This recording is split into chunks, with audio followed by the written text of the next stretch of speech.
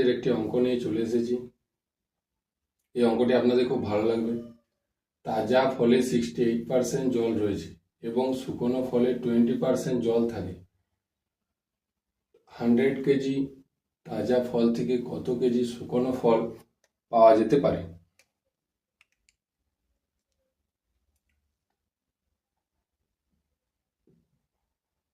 জল, ফল 68% জল থাকে, তাহলে ফল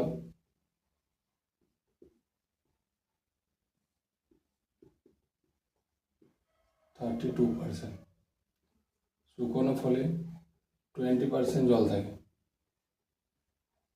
তা শুকনো ফলে ফল থাকে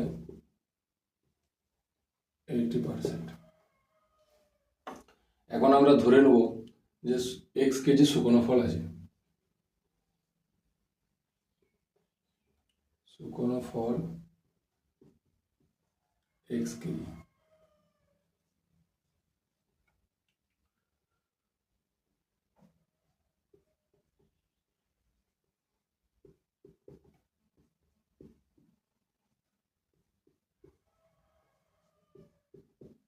আমরা শুকনো এবং তাজা ফলটাকে এক করে নিলাম, পার্সেন্টেজ কেটে গেল।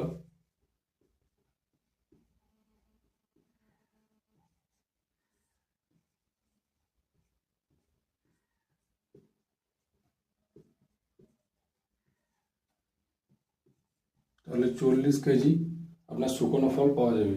বি আপনার সঠিক উত্তর হয়ে যাবে। যদি এই অঙ্কটি ভালো লেগে থাকে তাহলে পেজটিকে ফলো শেয়ার